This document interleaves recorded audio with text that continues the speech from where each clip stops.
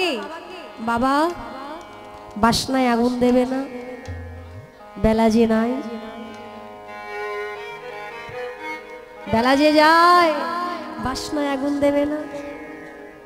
এই একটা কথা যখন লালার কানে প্রবেশ করেছিল, সে সব ত্যাগ করলো। কিন্তু যখন ওই সব ত্যাগ করে বৃন্দাবনে গিয়েছিল, লালার কিন্তু অনেক লীলা আছে, লালাকে নিয়ে অনেক কথা আছে। এই কথাগুলো আমরা সকলেই জানি।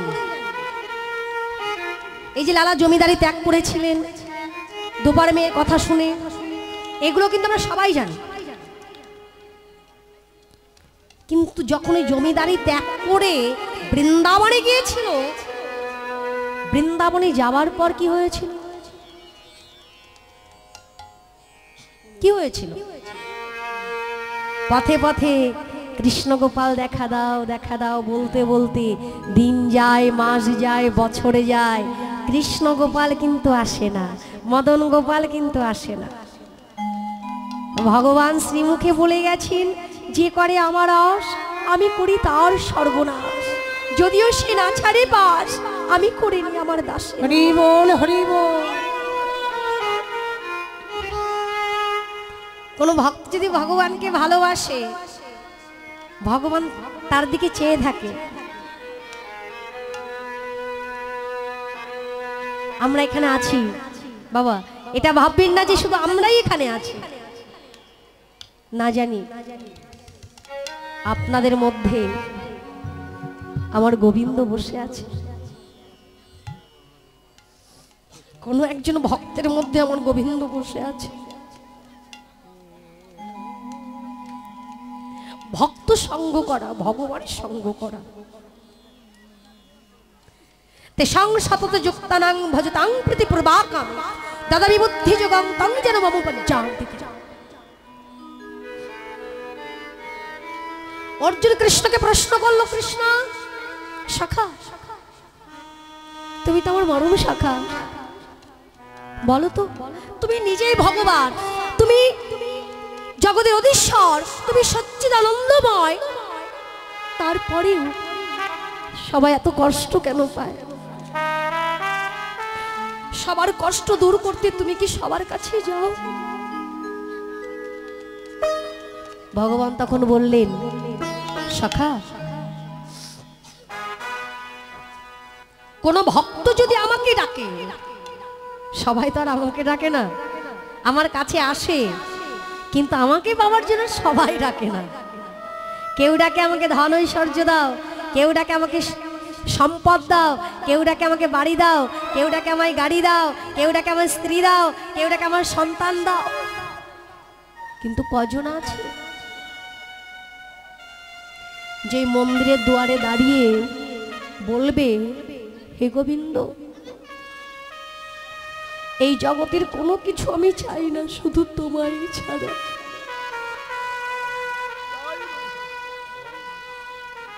আমি কিচ্ছু চাই না, আমি শুধু তোমাকে চাই।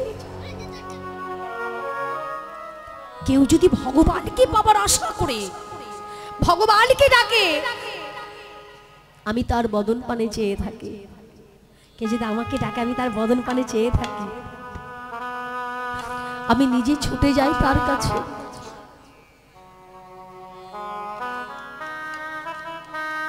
কিন্তু ভক্তকে তো তেমন হতে হবে, ভক্তের সাধনা যত ছুটবে ভগবানের করুণা তত নামবে।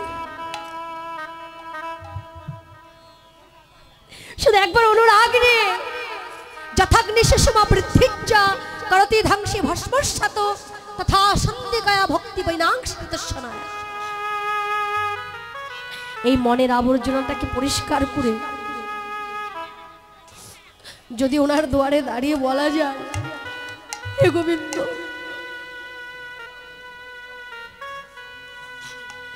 তুমি ছাড়া আমার আর কেউ নাই, এই জগতে সবার সবাই আছে, কিন্তু তুমি ছাড়া যে আমার আর কেউ নাই। আজ না হয়, আজ নয়, আমি সেই দিনের কথা বলছি। কোন দিন জানো?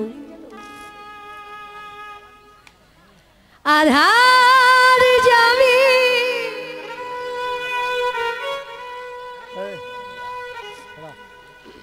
একা আমি খুঁজি গো তোমার, হাত ধরে পার করে নিও গো আমায় দয়া, হাত ধরে পার করে নিও গো আমায়। আধার জানি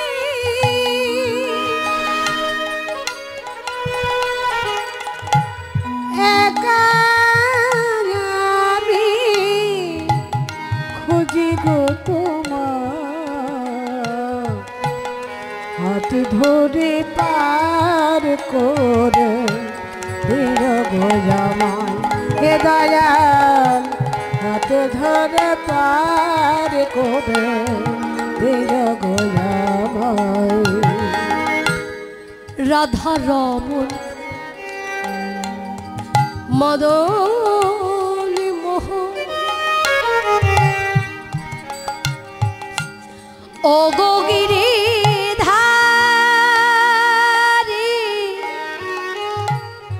অহরহ বংশীর ধ্বনি শুনি গো তোমারে। জনে তুমি বিনে ভক্ত জানে, তুমি বিনে ভক্ত জনে তরাবে কে হাত ধরে পার করে নিও গো আমায় দয়াল, হাত ধরে পার করে নিও গো আমায়। আধার জানি একা আমি খুঁজি গো তোমার, হাতে ধরে পার করে নিও গো আমায় দয়া, হাত ধরে পার করে দিও গো আমায়। পিতা মাতা ভগ্নী ব্রাত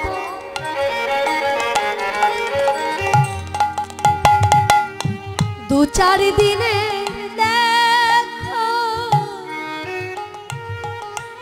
শেষের দিনে সাজন বিনে যেতে হবে একা। পিতা মাতা বন্ধু ভাতা দু চার দিনের দেখা,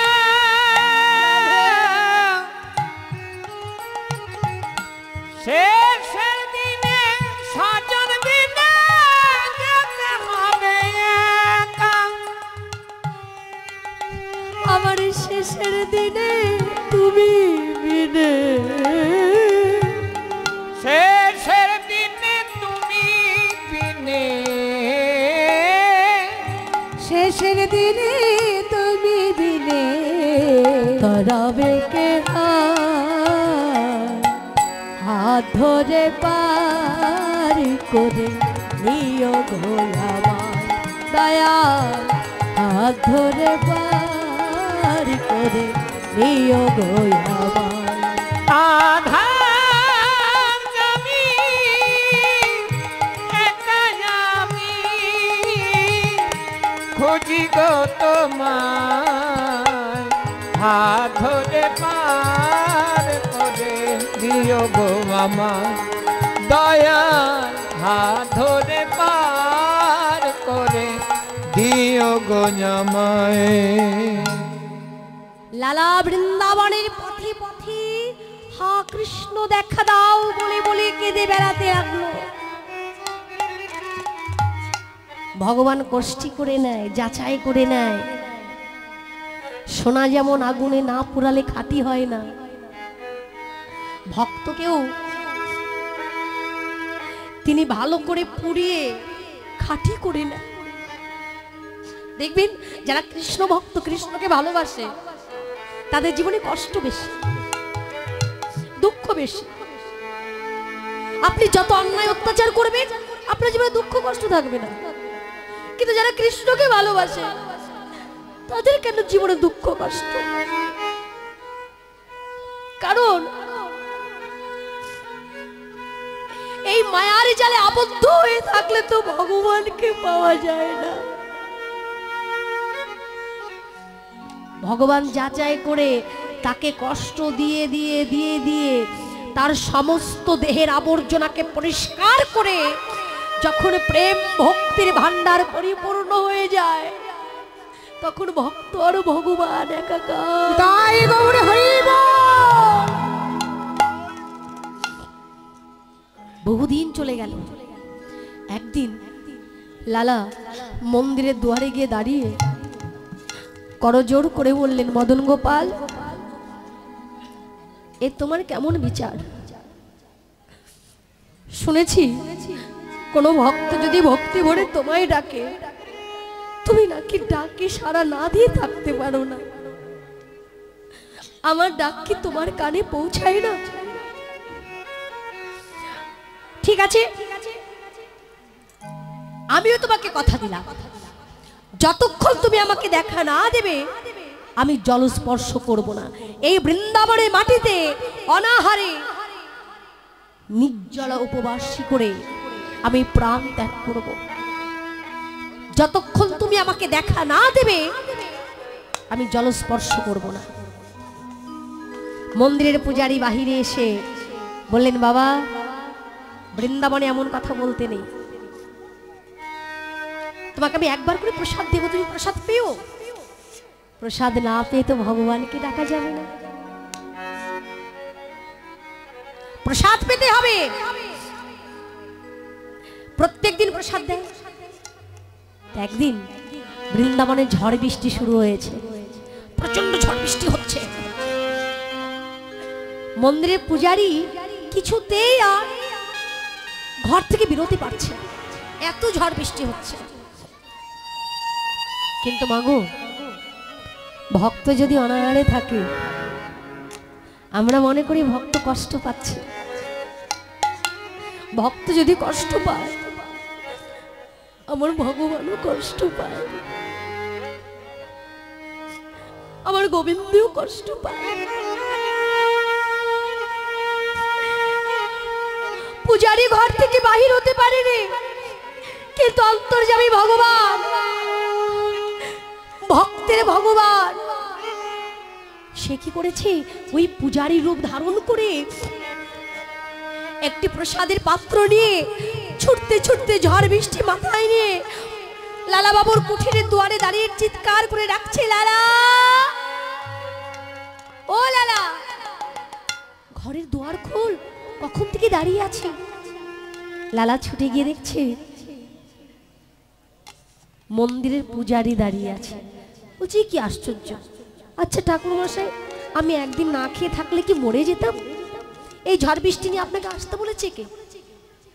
পূজারীর বেশে গোবিন্দ বললেন, লালারি, তুই একদিন অনাহারে থাকলে যে আমি কষ্টে থাকতাম। একটা কাজ করতো বাবা, তাড়াতাড়ি করে আমার পাশে বস। পাশে বসিয়েছে, বলছে, শোন, প্রত্যেক দিন তুই নিজের হাতে প্রসাদ পাস, আর আজকে আমি নিজের হাতে তোকে প্রসাদ পাইয়ে দেব। ভক্ত বৎসল্য ভগবান নিজের হাতে প্রসাদ মাখিয়ে সেই প্রসাদ লালার বদলে তুলে দিচ্ছেন। লালা, প্রসাদে পা।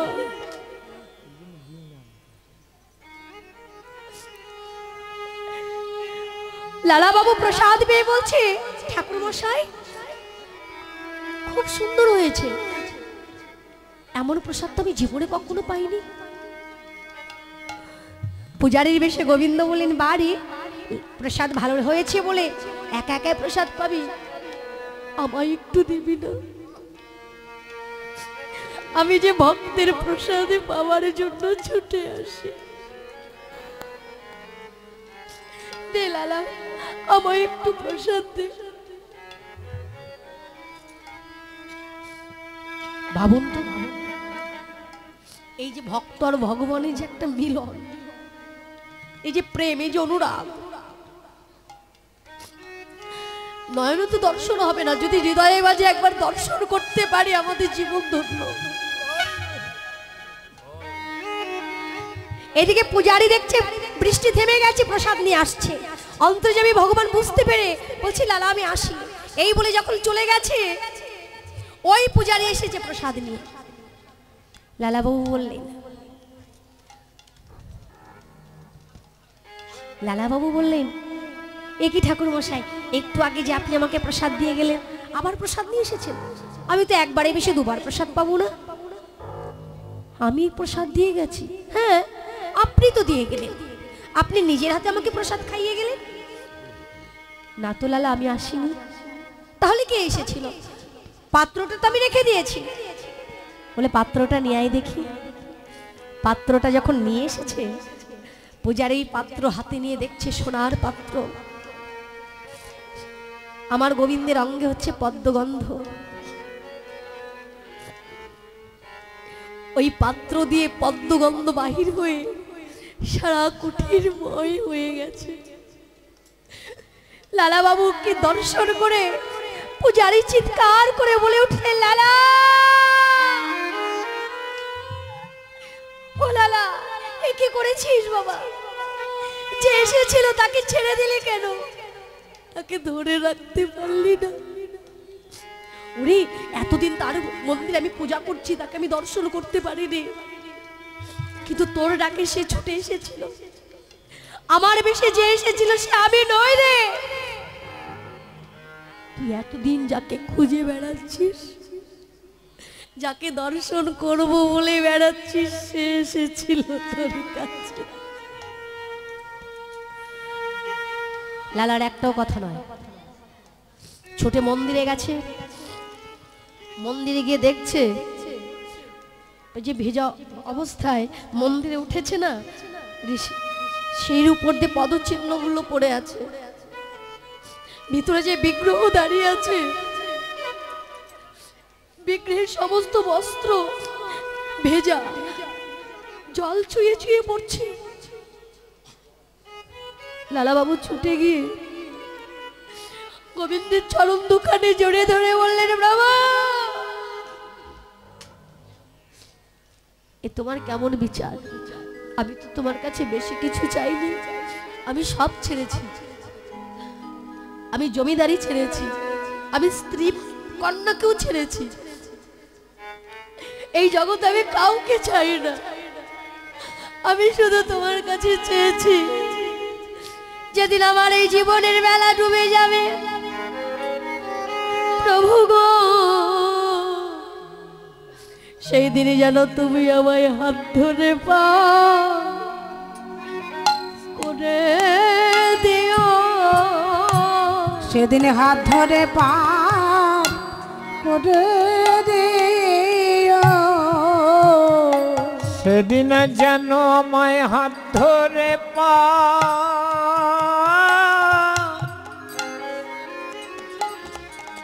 পারে করে দিও। যেদিন আমার ঘরে যাবা,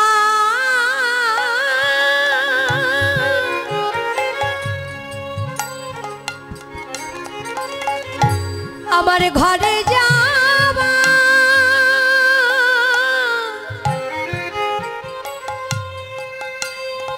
যাবার সময় হবে,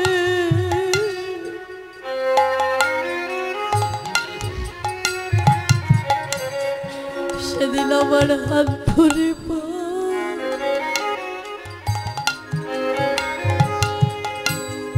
করে দিল। যেদিন আমার ঘরে যাবা,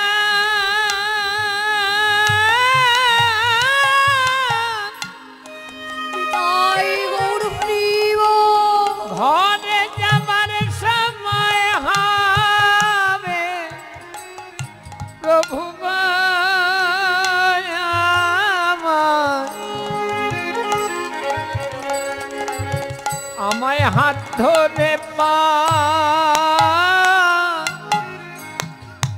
করে নিও। আমার প্রাণ পাখি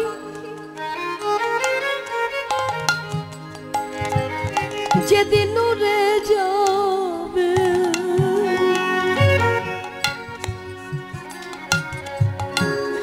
সেদিন তুমি ঘাটের কূলে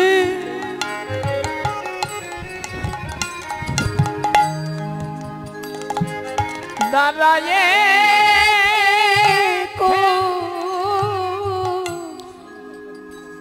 যেদিনে ঘরে যাব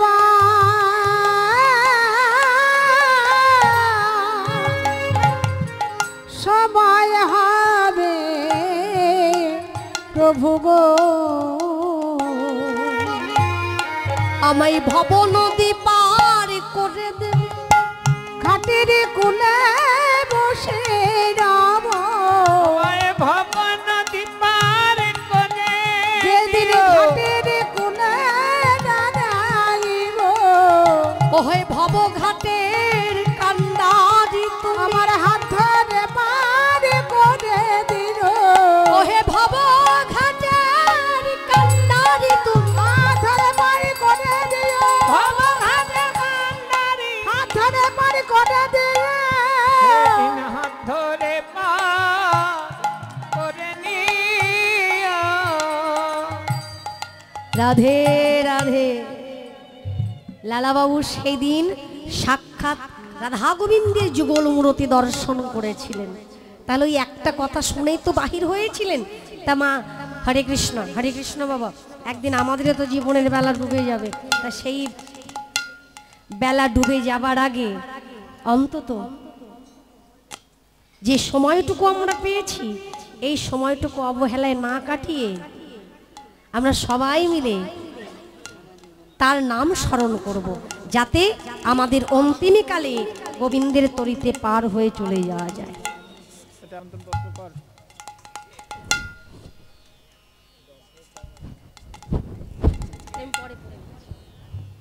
হরে কৃষ্ণ। তামা